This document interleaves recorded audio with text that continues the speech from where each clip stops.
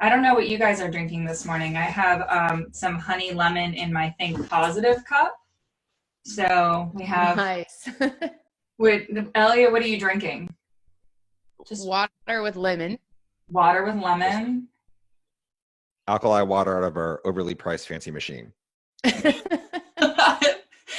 that we won't receive any affiliate dollars from, so we won't name. Yeah. Right, Yeah. exactly. And I think honey lemon's like my new favorite thing. It's so simple. It's like water with honey and lemon, but for some reason, it's like my new favorite thing. I could drink it all day. Yeah, So, I love that. Yeah. and Ella, I've actually gotten really into adding apple cider vinegar to my water, and I've really enjoyed that too. It's been great. Yeah, and sometimes a little turmeric if I heat it up. It's good. Yeah. So I do. Here's a little recipe. I guess we could put this in the comments. It's like 4 tablespoons of apple cider vinegar, some cinnamon, and then a little bit of stevia, and it tastes like apple cider. If you add hot water to it, it tastes like apple cider. Okay. So Nice. yeah, Yeah. Perfect. we need the alcohol. Elia, that might work for your kombucha, Elia. Yeah. Yeah. My very inconsistent kombucha, but I try.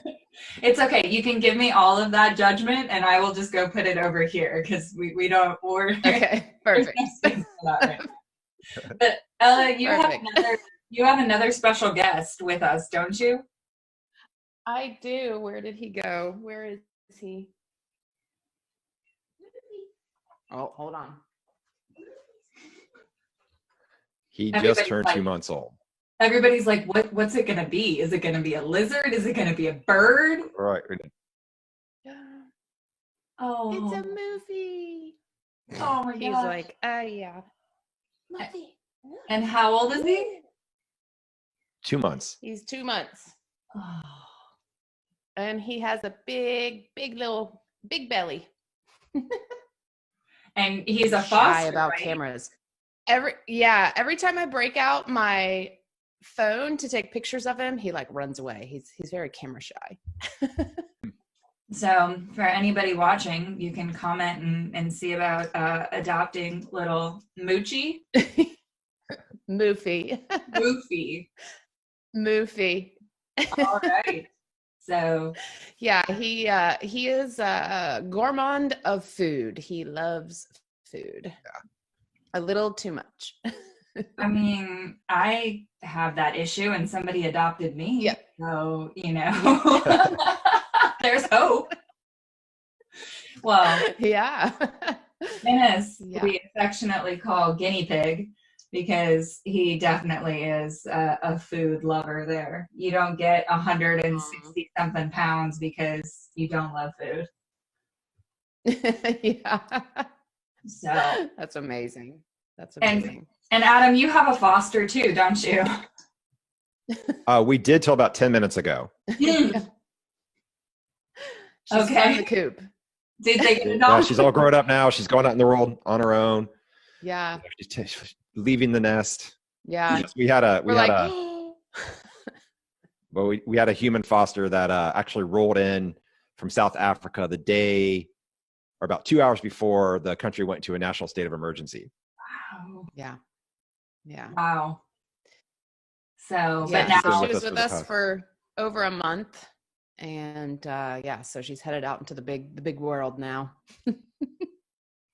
and like, what was that? Okay, so you're fostering a cat and you're fostering a human during this time of like global pandemic. I just have to know like how that feels and perspective, because on one hand there's like all of these hoard your resources for your own family, and you guys are almost doing the exact opposite of being like, no, we're going to share and create like this little tribe during this time and just open our homes and our resources to everybody who needs it.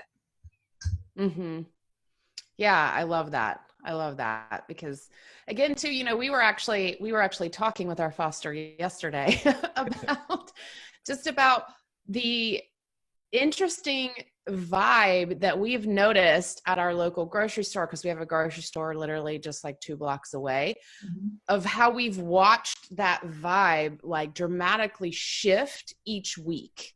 And walking in there, and how bizarre it's been to kind of see people starting to make less eye contact, you know, the skirting around, the masks.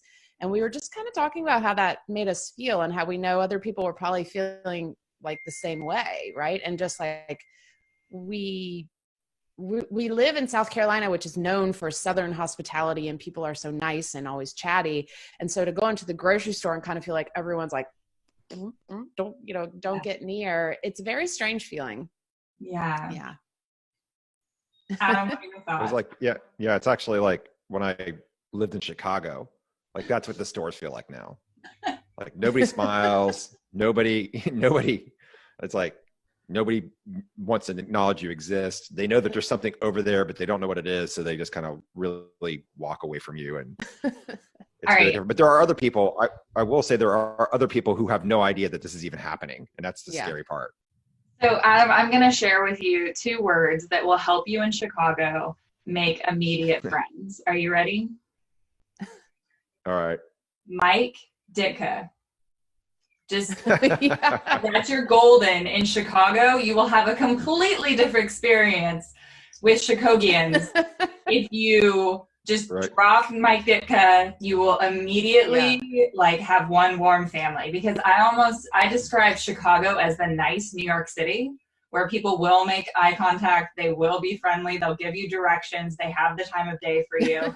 And that's no knock on New York City, because being semi-introverted, I love New York City in the aspect that everybody avoids eye contact, they don't talk to you, they don't have time for you, like you just get from point A to point B with 0 human connection. So, you know, it has its ups and downs, but that's so interesting that you have that experience with Chicago, because like Chicago is where I go to, you know, have fun and connect with friends there. But I also think that's probably because I have friends there, and I say Mike Ditka a lot in Chicago. That's just, it's totally different. That's your home. Something else I was kind of, something else I was kind of, we were laughing about with this shelter in place is Adam's mom was telling us that she's having a lot of cocktail parties online now. So it's like, you know, everybody gets on, you know, the Zoom or whatever platform, and they're having their cocktails. And I was like, wow, I mean, yeah, in person would be better, but hey, nobody has to worry about driving. They're home. They're, you know, it's like the new form. That's pretty interesting. And so then I was thinking, well, what if you had, you know, okay, so how many people would you actually want to have online to have a cocktail party with? And how difficult would that start to be with too many conversations going on? And how many rooms would you need to split up into? And yeah, it got kind of interesting fast. Your business brain I'm so good at took a swirl. Yeah. Yeah, we saw her yesterday, and she's just like, yeah, I just did my 4th cocktail party night in a row. And I'm like, well, it is spring break, technically, for most people. So, yeah. I had a discussion yesterday with an author who's openly introverted. And her and I were talking about the fact that it's like this whisper of everybody's wanting to get back to, you know, being social and having everything open. And there's parts of her that are really enjoying this staying at home and, you know, only going out for the bare necessities. And so it's just interesting on that shift in perspective. And like one of the things that I was thinking about, you know, with Move, Think, Smile is when you talk about shelter in place, I don't know if it's like maybe from the 60s, but when you think about like shelter, you're thinking about, for me, I'm only going to speak for me. I'm not going to speak for the collective we. I'm thinking of like canned goods, water. Eléa, to tell you the shift as far as the grocery stores, my husband came home from Costco, and his view on the shift was that there was a giant thing of Charmin that he was able to bring home. And he's like, and this wasn't the only one. I didn't have to fight anybody. I'm like, this is where humanity has gone, is that we're doing okay or we're not doing okay, depending on the supply of toilet paper. Toilet paper. Yep. Yeah. So I'm thinking of, like the actual, like a generator and all of these kinds of things. And you guys have a completely different perspective when you're thinking about the mindset of where you're at. And it's just where my brain was going. But when I was thinking last night around this move, think, smile, I was like, yeah, like, what does that mindset sound like, look like, experience when you wake up and it's a mandatory shelter in place order? Yeah. For us, I mean, we have kind of sheltered in place for so long now that it's not really any different. This is just like, oh, wow, the rest of the world now experiences what our life is like. Yeah. Yeah. I mean, I think from the move, think, smile perspective, it's really, for us, it's how can we make bold moves during this time, whether that's, it's like changing the way we move our body, getting outside, maybe, setting up, finding different ways that we can still stay connected with people, right? It's like, just, okay, what kind of move do I need to make today to stay sane, right? And to stay to really feel connected. And we've had to switch too, because, our beaches are now closed and we're huge beach goers. We live very close to the beach, and, it's like, oh, we can't go to the beach. We can't go to our parks. So how can we move differently in our house or in our backyard, trying to come up with things. And the other thing too is with the think different is really figuring out, how can we keep ourselves optimistic during this time, or at least keep ourselves, like I keep saying, sane, which is like, hey, how can we, all right. Yeah. For me, I started realizing, and part of me did actually go where you did, Bunny, which I was kind of thinking, it's almost like when I was a kid and we had snow days. It was like, ooh, like, what are some fun things? Like, I want to break out the crafts. I want to do like my jewelry making, water painting. And it's like, oh, I'm going to cook and I'm going to garden. And so I kind of started getting excited about that. And, with the end result really being, what can I do to have myself smile today? Right. Because again, it's like, there's so many sad stories and stressful stories coming out of this. But again, really remembering that importance of, okay, we still have to stay healthy and strong, right? We still have to have some smile in there. I think about, laughter being the best medicine, right? And some of those old adages where it's like, okay, I got to have some of that in my day. Yeah. And I think one of the things that came out of my mouth, and I'm not saying that this was my original concept, but it came out of my mouth, was this concept. I was telling a team of people, I said, just because the parks and the beaches and the movie theaters are closed, your minds are still open. So that's still an option, and that's like to your point. So here's one of the things that makes me smile. Come here. You're not going to be a guest? Mommy. What?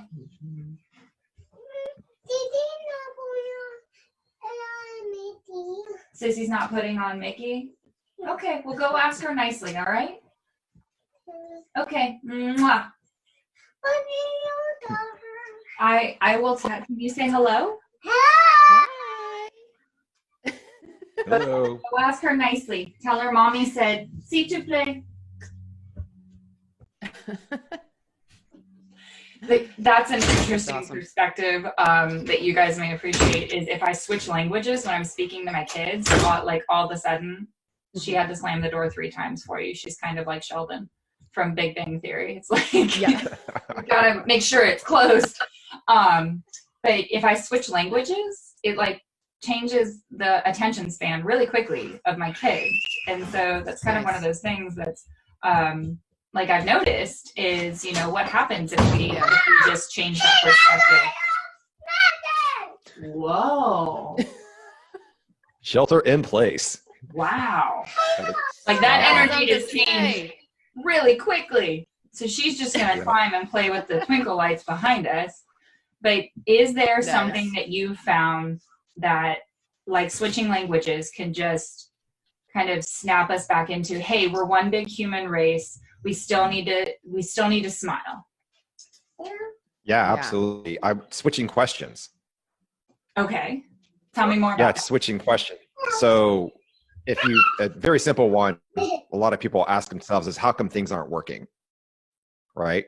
Or what if this doesn't work? And one way to just switch that on its head is to say, well, what if it does work? You know, every thought has an equal and opposite thought. And as human beings, we've got this big thing called a frontal lobe, that we're the only creatures that we know of on the planet that really have this. And we have the ability to free will choose what thought we want to have. And sometimes it's not that easy, right? Because the thoughts all produce chemicals from the brain that go down into the body. And so it's, when you're thinking about the whole move, think, smile thing, you know, Eléa is absolutely right. It's about making bold moves. It's about thinking differently. It's about smiling more, but it's also kind of like, do you guys know what zero-based budgeting is? Have you heard about that before? Yeah. Okay. Yeah. So for those, you know, basically, if you're going to have an app, let's say you got a company and you want to go and advertise, you say, I've got $10,000 and that's all I'm going to spend. I'm going to try and max it out. Well, zero-based budgeting is saying, don't start with the budget, start with the goal, right? So what is it you want? I want to have 100 customers buy my stuff this month. It's like, okay, well, how much do you need to invest in order to get there? So if you look at it and reverse engineer it, so where do you want to smile? Like, what is it you want to do? And then what do you need to change in your brain in order to get there? And how are you going to change your brain effectively? Because most people, what they do is they end up skipping the very primal step that helps rewire the brain in that whole plasticity kind of thing. And that is getting blood flow and nutrients to the brain.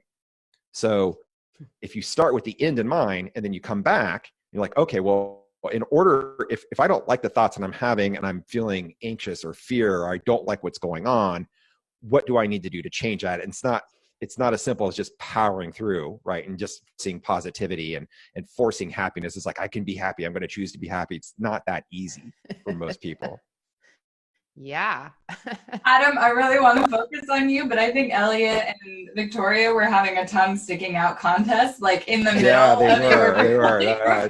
I saw that. It's like, but what, I mean, she answered the question without even being asked the question. Like, oh, what's something you can do to change your perspective? Ask me a silly question, Adam, and I'm just going to go and see what happens. Yeah. And I think, you know, when you asked that question, the first thing that came to mind, and this is going to be really simple, music. Music shifts me really quickly. So it does. And it's, you know, that's really something that my husband's not super romantic. But one way he's found to communicate with me is music. And so I think for people that are struggling to like label how they're feeling right now, I think that music is a really good way to just like listen to music. I found my vinyls. I found my LPs during like 4 weeks ago, and just listening to the scratches, like listening to that, like that sensation, it brought me to a really great place. And I'm like, these helped me during this time in my life, so they can help me now. So yeah that's so simple. So we've covered grocery stores, we've covered music, fostering in place and fostering all over the world, sticking our tongues out as adults. Yeah. Is there anything we're missing?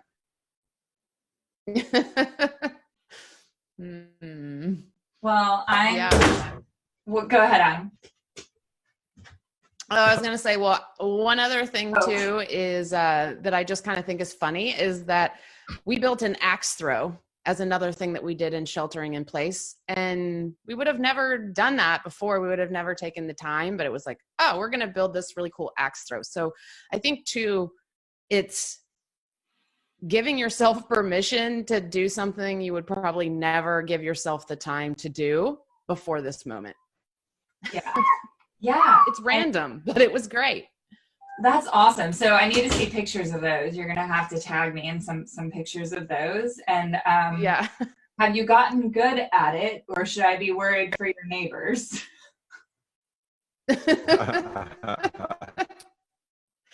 Well, we had one slight flaw when we finished it, which was we realized the wood was really green and the axe was not sticking into the wood. Bouncing. So that was kind of like a big like wah, wah, wah.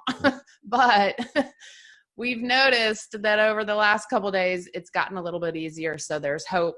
We have actually stuck it a few times. So we're excited.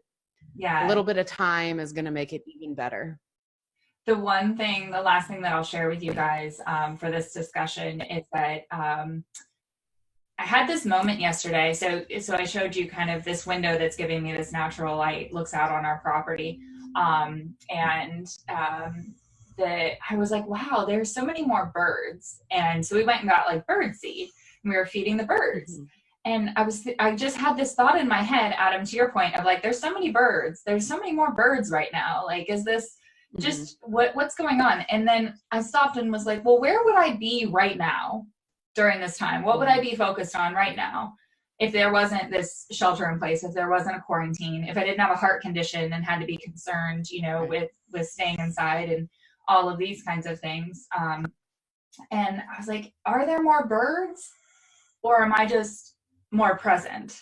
And like, these birds have always been here and I've just been missing out on these birds. That was a huge shift for me, or realization. And so now I'm noticing like, what else is there that we've just been going from, point A to point B, and what else is there? So I don't know if you've had any of those kinds of moments, but that definitely was one that is from like 24 hours ago.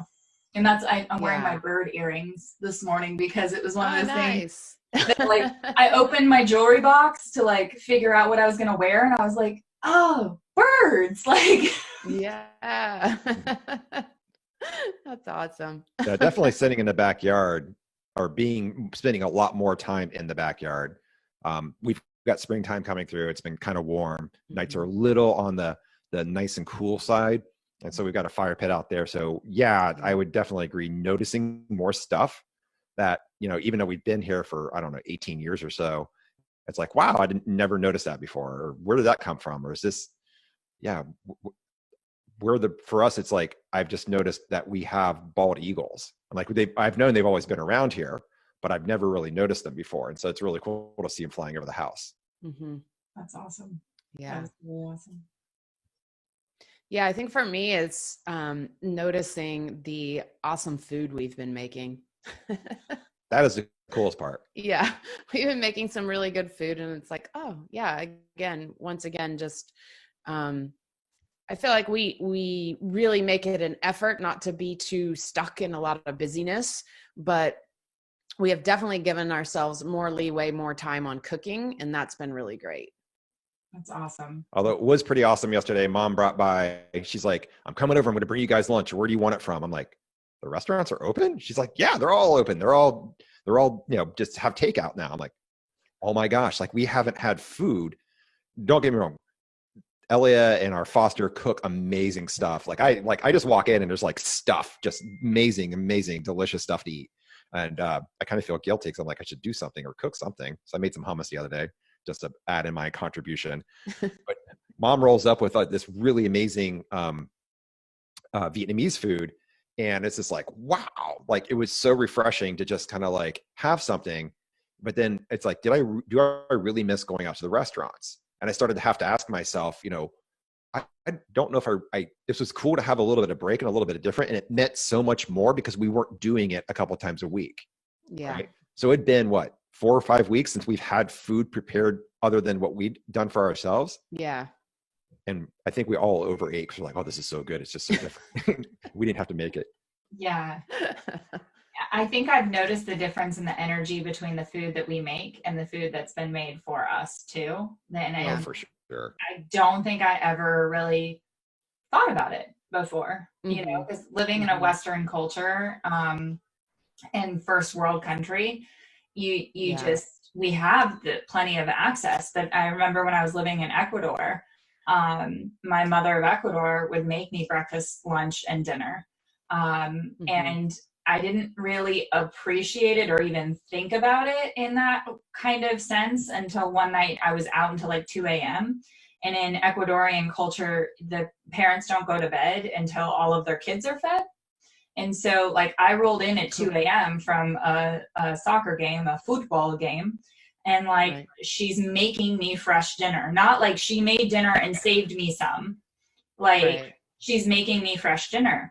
And I was just thinking that takes caring to like a whole new level. It's not like the clock strikes 6 and it's dinner time.